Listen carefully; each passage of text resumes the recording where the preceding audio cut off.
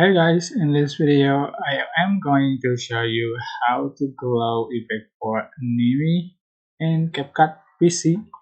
So just going to add your images or videos you want to edit and just going to effect, select add the glow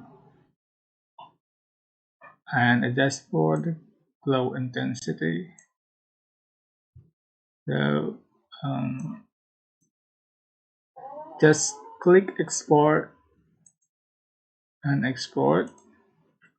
So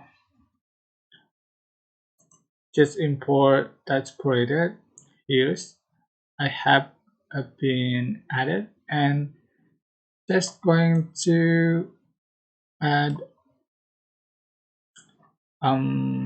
images before edited and select this created for as an overlay. So select this overlay, go to cutout and select chroma key and color picker. So just select this as export the strings.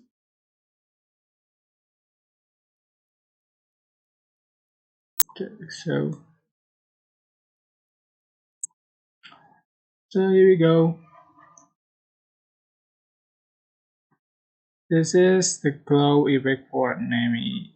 I hope this tutorial was helpful for you. Don't forget to click like, comment, share, and also subscribe. Thank you so much for watching. Bye bye.